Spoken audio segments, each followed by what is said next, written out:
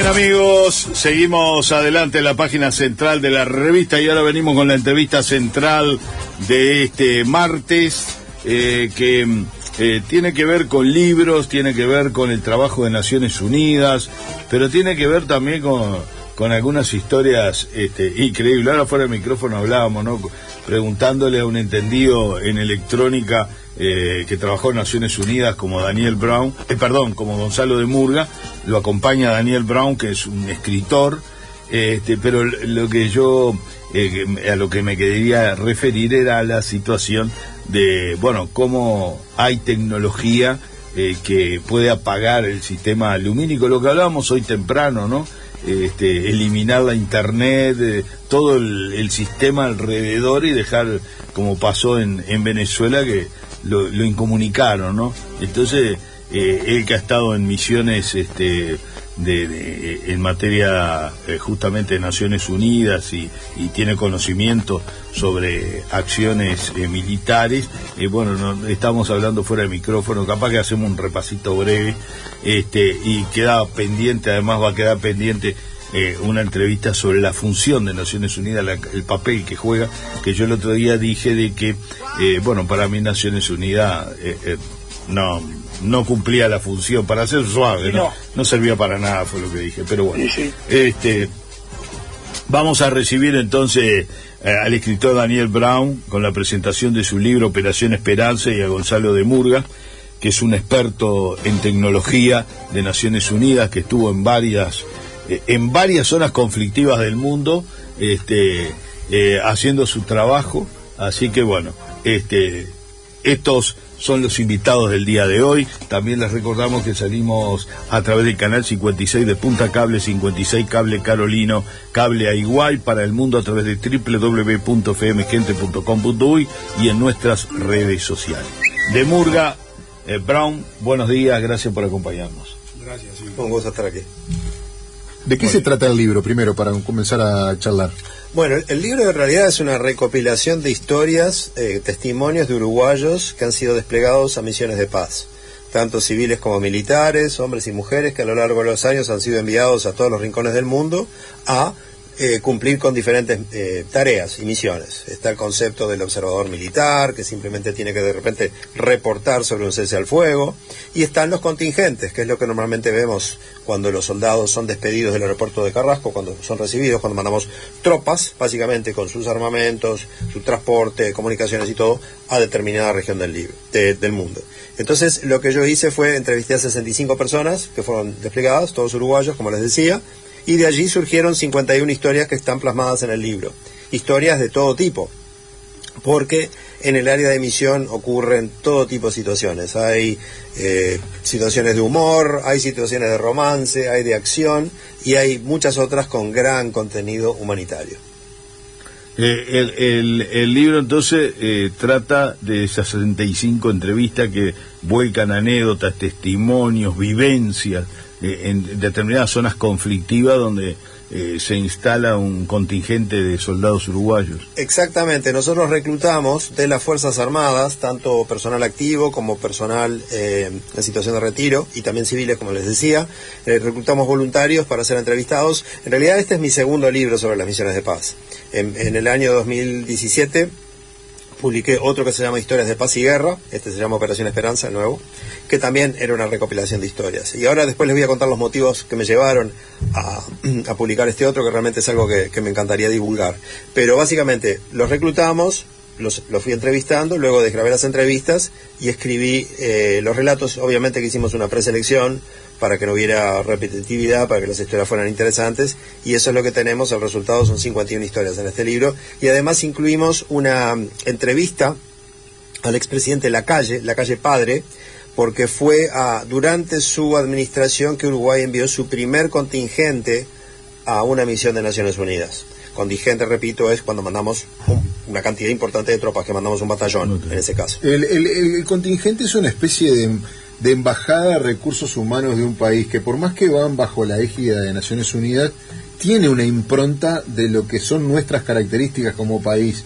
¿Este libro puede resumir qué tiene a favor, qué tiene en contra, ¿Qué tiene de diferencias en habilidades, en virtudes, un contingente uruguayo hacia un lugar o hacia un destino donde se reúnen contingentes de todo el mundo y que van, por ejemplo, fuerzas de ejércitos con una preparación realmente profesional? No queremos decir que acá no lo sea, pero digo, con un salario que quizás no es el que se cobra acá, y sin quizás, con una preparación que no es la que existe acá. Bueno, justamente, me encantó esa pregunta, y te voy a explicar por qué. Yo, en realidad, vivo en Estados Unidos hace 36 años, y vengo acá a Uruguay simplemente para pasar la temporada de verano. He tenido, por mi interés en temas bélicos y de armamento, desde que tenía 10 años, he tenido contacto en Estados Unidos con personal que estuvo desplegado en el día D, en la invasión de Normandía, aviadores que bombardearon Berlín, personal que estuvo en la guerra de Vietnam, las 2 guerras del Golfo y todo eso. Personal que realmente se destacó por su valor y lucharon y hicieron lo que tenían que hacer. Pero siempre, como decías vos, con los recursos del país más militarmente más poderoso del mundo, que es Estados Unidos, ¿cierto? Entonces uno puede decir, con esos recursos. Y luego, y claro, este libro mío es bastante reciente, empecé a tomar contacto con militares a partir del año 2016, a raíz de mi tercer libro, y empecé a ver que los uruguayos, sin nada de recursos, porque prácticamente no tienen los recursos, no se puede comparar a Estados Unidos de ninguna manera, tienen un desempeño igual o mejor. Entonces, ¿qué quiere decir eso? Que digamos, los recursos humanos nuestros son mejores, porque vienen no solamente con la preparación técnica que tienen, que es buena, realmente es muy buena, es comparable a los países desarrollados, pero también vienen con esa voluntad de ayudar, con esa capacidad de arreglar cualquier cosa con un pedazo de alambre y una pinza, que otros contingentes no lo tienen. Específicamente en la península de Sinaí, eso no es Naciones Unidas, es otra organización que se llama MFO, pero allí el jefe de la base, porque esa es una base que está básicamente financiada por Estados Unidos, el jefe de la base, un oficial de las Fuerzas Especiales de Estados Unidos, solamente quería choferes uruguayos, no quería choferes de ningún otro país, porque siempre decía, a mí se me queda el camión o la camioneta en el desierto, y si es un chofer de otro país, va a llamar, va a pedir ayuda por radio, y ahí nos quedamos hasta que lleguen. Si es un uruguayo, se baja el camión con una pinza, agarra un pedazo de alambre, y yo no sé cómo hace, pero del desierto salimos, nos movemos. Esa es una de las características, pero hay muchas otras, y hay una que tal vez sea inclusive más importante, porque va más allá de la parte técnica. La parte humana, la parte de las relaciones que se forjan entre el personal uruguayo y las poblaciones locales es algo que no existe en otros contingentes. Ejemplo de eso es, por ejemplo, en el Congo, donde la violencia sexual es terrible, porque las diversas etnias y tribus en el Congo utilizan la violencia sexual como arma, al destruirle la raza al enemigo, si se quiere. Han habido casos de patrullas de otros países que van en sus blindados, atraviesan un poblado, escotillados, o sea, van adentro del vehículo, no salen a caminar, pasan por el poblado, no se enteran de nada porque no hablan con nadie. Viene Uruguay, los soldados se bajan de los blindados, se comunican con las personas, y no me preguntes cómo se comunican, pero lo hacen porque no saben inglés, no saben francés, con señas, con algún gesto, y descubren, este es un caso real, descubrieron que en determinada población habían habido 100 violaciones la semana anterior. Y Naciones Unidas, que tenía la posibilidad de intervenir y evitar eso, nunca se hubiera enterado del caso si hubiera pasado una patrulla de otro contingente. Se han habido casos también de pobladores locales que, al enterarse de que Uruguay va a ser desplegado a otro lugar, y de esa manera abandonando el poblado y siendo enviados a otro lugar, cierran los caminos para que Uruguay no se vaya, porque los tratan bien, porque conversan con ellos, de repente le dan un poquito de comida, les dan atención médica, cuando hay otros contingentes que cuando viene un local y se les acerca, les pega con un palo. Esa es una diferencia importantísima que tenemos, más allá de la parte técnica. Claro. Me imagino las experiencias que han embolcado algunos de estos testimonios. ¿Nos puede mencionar alguna de ellas de manera sucinta para conocer, ¿no? Después invitamos a leer el libro que se llama Operación Esperanza. La presentación vamos a informarla, va a ser el próximo viernes, allí en la azotea de Aedo. ¿A qué hora es? Sí, es este viernes, el viernes 16 a las 19:30 en la azotea de Aedo. presentamos Operación Esperanza. Y me decías, una de las historias de Operación Esperanza, continuando un poco tal vez con lo que estaba diciéndoles recién, una historia que realmente a mí me emocionó mucho y ha emocionado a muchos lectores, eso sí lo sé, ocurrió en Haití. Durante el proceso electoral que hubo hace algunos años, una patrulla de Uruguay estaba encargada de hacer custodia de urnas y fueron enviados a determinada localidad donde se establecieron cerca de una iglesia. En esa iglesia, o en la puerta de esa iglesia, había un niño que mendigaba. Y por diversas razones se hizo muy amigo de un soldado uruguayo, oriundo de Paso de los Toros. Y todos los días ese niño, que vivía a 2 cuadras, y cuando hablamos en vivir o tener una casa en Haití, no podemos pensar en términos de lo que es una casa en Uruguay, en un rancho con mucha suerte viviría. Ese niño se desplazaba todos los días 2 cuadras para ir a pasar un rato con su amigo uruguayo. Ustedes podrán pensar, pero ¿qué tiene de especial de que un niño, que en este caso tenía 8 años, se desplace 2 cuadras para ir a ver a alguien? Bueno, la cuestión es que este niño no tenía piernas. Y no tenía muletas, y no tenía silla de ruedas, no tenía nada. La única manera que tenía de desplazarse era impulsándose con sus bracitos sobre el piso de tierra y piedras que lo separaba de su amigo uruguayo. Y las circunstancias en las cuales ese niño había perdido las piernas, porque no fue problema de enfermedad, no fue un problema congénito, fue una situación horrible que no la voy a decir al aire, está descrita en el libro. La explosión de una mina. No, peor, fue peor. Bueno, si quieren les cuento, pero una banda enemiga, una pandilla enemiga que le tenía bronca a los padres, básicamente entró en la casa, mató a los padres y le cortó las piernas. Y lo dejaron desangrándose ahí. Un vecino lo encontró y lo salvó. Así fue que perdió las piernas. Pero de cualquier manera, este niño iba todos los días. Luego de, no sé, habrá sido una semana que el proceso electoral finalizó, los uruguayos empiezan a preparar sus pertrechos para volver a su base, a donde tenían que estar. El niño vio que se iban, se dio cuenta que su amigo no lo iba a ver más, se le abrazó, le corrían ríos de lágrimas por los ojos y le pidió que lo esperara un minutito. El niño se arrastró hacia su casa, las 2 cuadras, se arrastró de vuelta y le trajo un muñequito, un peluche chiquitito, verde, un osito, y se lo regaló y le dijo: gracias por haber sido mi amigo, por haber conversado conmigo, por haberme dado un yogur. Y ahí nuevamente se abrazaron sabiendo que no se iban a ver nunca más. Y lamentablemente esto ya ocurrió hace más de 10 años. Las probabilidades de que ese niño esté aún con vida son mínimas. Muy bien. También nos acompaña Gonzalo de Murga, que es un hombre experto en tecnología, y le hacíamos una pregunta, y esto ya saliendo y entrando más en el tema específico de la labor. Le consultamos fuera de micrófono cómo es posible, si se conocía esa tecnología que contó Estados Unidos de eliminar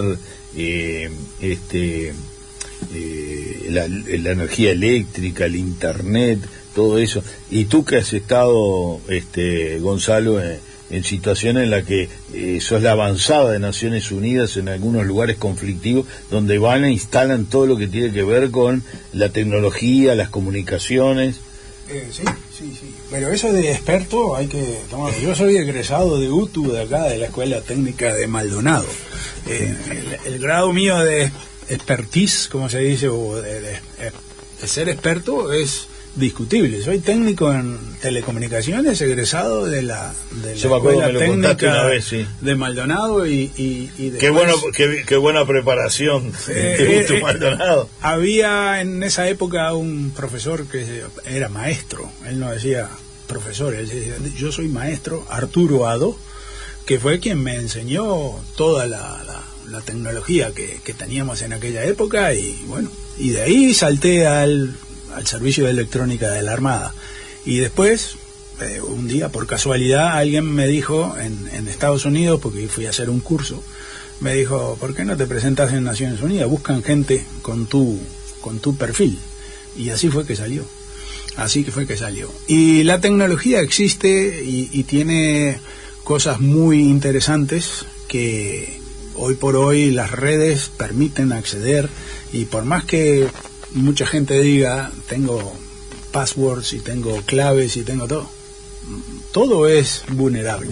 Depende del grado de conocimiento que una persona tenga, puede acceder a determinados comandos y a determinadas cosas. Y se me ocurre, esto es opinión personal, que también alguna ayuda interior hubo. porque si no hubiera sido mucho más difícil, pero seguramente alguna colaboración interior de la propio sistema venezolano hubo, porque si no, no hubieran podido hacer todo lo que se hizo tan rápido. Sí, eliminaron los radares chinos que dicen que cuestan una barbaridad, de última generación. Se vulneraron unas cosas. Ayer leía justamente algunas de las crónicas que se están escribiendo sobre la tecnología utilizada, y la verdad que asombra, ¿no? Como te comentaba, cuando yo estuve en el año 2000 en Kosovo, todo el mundo estaba muy nervioso por el Year 2000, el evento del cambio de siglo y que iba a afectar las computadoras. Ah, es verdad. Y yo me reía porque en Kosovo no había ninguna computadora.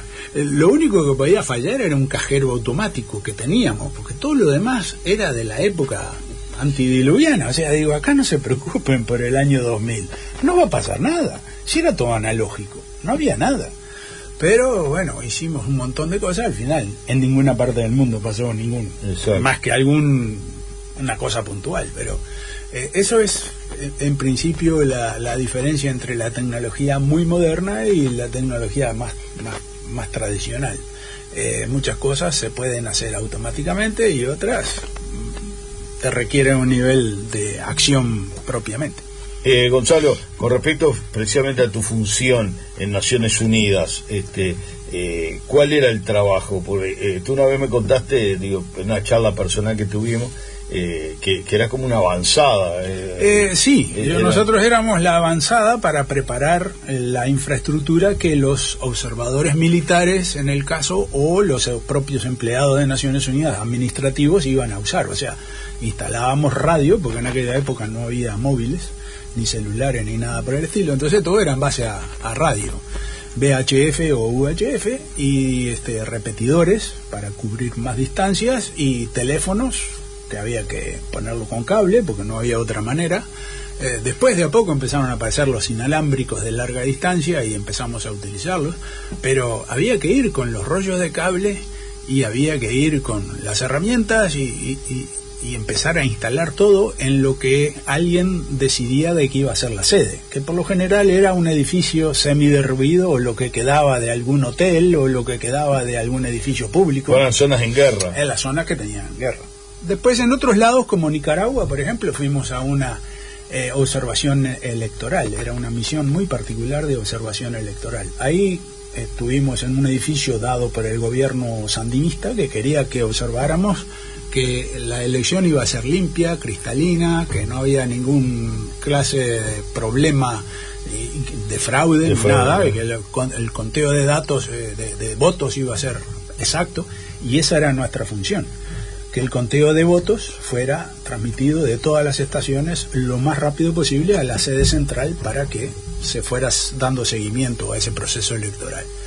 Y claro, era todo a través de radio. Y habían algunos pueblitos que me tocó ir que estaban en el valle del río, rodeado de montañas. Ahí la comunicación en VHF era básicamente imposible. Y bueno, nos sentamos un día con mi jefe, que era un señor de Perú, y me dice, ¿y cómo lo vamos a hacer? Le digo, no sé, a menos que pongamos una repetidora en un avión. Sí. O en la punta de la montaña. Pero es que no era una montaña, eran muchas. Entonces, claro, le digo, se me ocurre que la solución va a ser contratar un avión, pero lo dije a modo de chiste. Y resultado que tengo fotos de que contratamos un avión fumigador, le instalamos una repetidora y una antena, y el tipo se pasó 8 horas volando alrededor de esos pueblos, por encima, para que los observadores de Naciones Unidas pudieran fiscalizar los circuitos de votación y pasar los datos, y fue la solución. Y uno, cada vez que me acuerdo de eso, yo me acuerdo. Sí, una anécdota. Yo dije en forma de broma, dije, yo no sé, colgaremos una repetidora en un avión, porque fue lo que se me ocurrió. Y alguien con el conocimiento en comunicación por arriba de la media, evidentemente, que vivió toda esa época, ¿podía imaginarse lo que estamos viviendo hoy en materia de comunicación y tecnología? Y si se lo imaginó hoy, ¿qué imagina para el futuro próximo que todavía nosotros no sepamos? Lo que yo me imaginaba era una cosa bastante parecida a lo que tenemos, ¿no? De poder utilizar un teléfono en el medio de la selva. Y hoy por hoy, Me tocó estar en la frontera de Sudán con el otro país que está al lado de ya ni me acuerdo, pero en la frontera de Sudán, en un desierto, que no había nada, y yo tenía señal en el celular, en el móvil tenía señal. Digo, esto es increíble, estoy en el medio de ningún lado y hay señal. Y ahí había un puesto de Naciones Unidas para controlar una frontera, un pasaje, que era un camino, porque por ahí pasaban armas. Y dije, esto, un lugar aislado. ¿No? Sudán y el otro país, lo tengo que buscar acá porque no me acuerdo, pero era una frontera que vos mirabas aquello y no había nada. No había nada. Era... Y digo, el que va a pasar con armas por acá sabe que está este tipo acá, pasas 20 kilómetros más allá y nadie se entera, pero bueno, era una manera de marcar presencia, ¿no? Claro. Que es un poco el trabajo que hace Naciones Unidas en esos lugares. Etiopía, Chad, Egipto, Libia. Chad. En el Chad. La frontera de Sudán con el Chad. Era aquello. Es desértico, ¿no? Desértico es tierra, aquello es tierra roja, no hay nada. Tengo fotos, ahora después las busco. Tengo muy desorganizado el fichero de fotos, entonces no tengo. Claro. Pero tengo, sí. ¿Y ahí cómo es la vida? Porque ustedes se instalan para... Bueno, no, yo fui destinado a, por ejemplo, El Fasher, que es un pueblito que se construyó, bueno, es un caserío, y Naciones Unidas se estableció ahí y hizo una especie de centro de coordinación para toda la acción que se iba a proceder a realizar ahí. Y bueno, los primeros meses fueron contenedores, pero después empezaron a hacer construcciones y hicieron unas casitas muy interesantes, porque mis colegas que trabajaban en esa misión, yo iba por 2 meses, 3 meses para instalar determinados equipos y después me volvía a Italia o a Jerusalén, donde estuve mucho tiempo, o si no, después estuve en Valencia. Pero mis colegas que estaban ahí permanentemente vivían en un contenedor, dormían en otro contenedor, trabajaban en otro contenedor. Al cabo de un mes vos ya pensás en cuadradito, ¿no? Porque todo lo que te rodea es tamaño contenedor. Ya después empezaron a construir casas de material y con aire acondicionado y todo. ¿Y ustedes operaban para Naciones Unidas, por ejemplo, tú decías Jerusalén, en Italia? Son diferentes misiones establecidas. Jerusalén es la misión más antigua, porque es la que supervisaba el tratado del río Jordán. O sea, la parte de Jerusalén, la cristiana con la otra. La cristiana con la otra, pero también porque hay una mezcla chiita, el tratado de Jerusalén es el Truce Supervision, es el tratado del río Jordán, el West Bank, la parte de Jordania y de Israel. Y esa es la primera misión que se estableció, y esa es junto con la del Líbano, que está pronta para cerrarse aparentemente, es la escuela de los Field Service. Yo era participante del Field Service, que era el grupo elite, si se quiere, de la avanzada. Eso es lo que te digo, había mecánico de coche, porque si no había coches no había posibilidad de moverse. Telecomunicaciones, porque había que comunicarse, pero después también estaban plomeros, carpinteros, electricistas, mecánicos de generadores, porque era todo lo que se precisaba para establecer una base. No había nada. Hay que establecer una base. Entonces se estableció un campamento primero, después ya había determinados edificios que se iban construyendo, prefabricados, que se instalaban, y después ya eso iba creciendo, y así fue como el caserío del Fasher se transformó en una sede de Naciones Unidas. Claro. Ahora, digo, ¿cuál era la seguridad en esas zonas conflictivas, no? Porque esta avanzada, llegar ahí era complicado. A ver, la avanzada siempre era cuando dos países tenían convenio. O sea, cuando las dos partes, porque podía ser interna, como en El Salvador, que fue una misión interior de El Salvador. Por la guerrilla y el gobierno, ahí está, los contras. Y el Farabundo Martí y el gobierno. Entonces, cuando se llegaba a un acuerdo, bueno, vamos a parar el combate y que venga Naciones Unidas a hacer la mediación, entonces ya la seguridad era menos, pero habían contingentes de determinados países que nos daban seguridad. Por ejemplo, en El Fasher me acuerdo que era la Unión Africana, y los tipos estaban ahí en las atalayas y a defender la base. Que yo siempre decidía quedarme fuera de la base, no adentro de la base, porque la seguridad eso llama a problemas. Yo me quedaba en la casa de una familia que me alquilaba un cuartucho, porque no se le podía decir de otra manera. Nadie me iba a ir a buscar a mí, ahí. Claro. Entonces yo me quedaba siempre afuera. Primero, costaba menos, porque en Naciones Unidas te cobra el alojamiento. Te lo rebaja de lo que te da, del viático. Si te da alojamiento, te lo cobra. Es como estar en el Hilton, pero en el medio de la nada. Entonces, para estar en el Hilton, en medio de la nada, me voy a vivir con una familia del pueblito que te alquila un cuarto, y que por lo general eran gente muy amable, muy tranquila. Y nadie me iba a ir a buscar ahí, porque...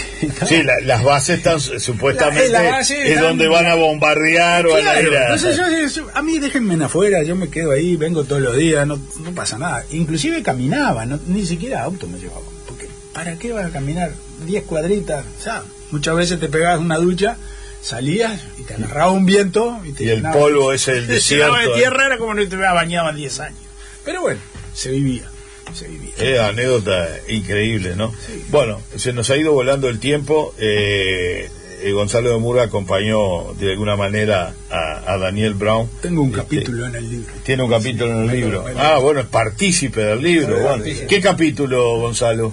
Es uno que relata una vivencia en Beirut, en el año 89. En el año 89 en Beirut tocó vivir un montón de días, como 40 días estuve. Y bueno, ahí comento todas las vivencias que Daniel... Ahí estaba en pleno conflicto. Había conflicto porque ya estaba la línea divisoria. Estaba la línea divisoria y justamente el grupo donde yo estaba, proveyendo comunicaciones y soluciones técnicas improvisadas, el combate era entre el ejército del Líbano y Michel Aoun, era el general Michel Aoun, y el gobierno sirio, que tenía todo el Líbano invadido básicamente. Quedaba un pedazo de Beirut sin eso invadir. Ahí en esa época ponían francotiradores y era muy conflictivo. Me tocó ir a hacer una reparación arriba del hotel Holiday Inn de Beirut, que estaba todo destruido y agujereado, que todavía está, porque hay un litigio importantísimo, y el edificio se mantiene. Hace 5 años o 6 años estuve en Beirut, y está el hotel exactamente igual que como lo vi yo en el año 89, destruido. Y me tocó subir los 18 pisos a escalera, y quería sacar una foto, y el que iba conmigo, el observador militar, dice: ni se te ocurra, porque los francotiradores te están mirando seguramente, ni bien saque la foto, la quedás. Así que no. Y me hicieron la anécdota de colega mío que había subido y dijo: creo que hay abejas acá arriba. No eran abejas, eran balas que lo estaban zumbando. El zumbido eran de balas. Zumbido de balas. A mí no me tocó eso, pero sí, era un lugar muy muy peligroso porque era muy alto, y justamente ahí era donde estaban 2 antenas de Naciones Unidas que de vez en cuando había que ir a repararla o a corregirle algo. Correcto. Bueno, la presentación del libro entonces el viernes allí en la azotea de Aedo. Sí, viernes 16 de enero, 19:30, azotea de Aedo. Los esperamos a todos. Vamos a tener la presencia de varios veteranos de operaciones de paz que van a compartir sus experiencias con nosotros, y además vamos a sortear un ejemplar del libro. Así que el que venga tiene derecho a libro, autógrafo, dedicatoria, y el que quiera y no se le rompa el celular, una foto con el autor. Muy bien. Daniel Brown, autor de este libro Operación Esperanza, y Gonzalo de Murga, también un hombre que participó en el libro, que además tiene indudable cantidad de anécdotas como funcionario de Naciones Unidas en las zonas conflictivas del mundo. Muchas gracias, Gonzalo, y seguimos conversando. Mucho gusto, cuando usted diga. Muy bien, gracias. Muchas gracias. Cerramos aquí la entrevista. Muy buenos días, Maldonado. Muy buenos días, oyentes de FM Gente 107.1. Muy buenos días, Uruguay. Aquí meteorólogo José Serra, saludando a toda la audiencia y al equipo de la radio. Verano, 24 grados la temperatura.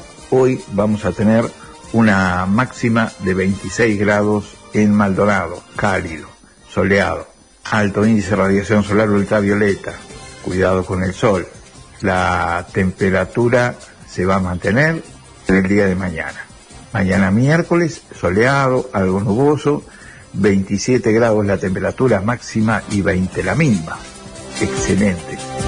Presentó este espacio Maggi, en Sarandí y Doctor Ibe, a pasitos de la peatonal, con su completa línea de equipamiento para el hogar. Maggi Equipamientos es una fiesta. Maggi baja y baja los precios. Juegos de comedor, juegos de living, descuentos imperdibles. Maggi, calidad inmejorable. Sarandí 1032, estacionamiento propio en el centro de Maldonado. Maggi les desea felices fiestas. FM Gente, líder en información 2026 y primera en audiencia. Enjoy Punta del Este.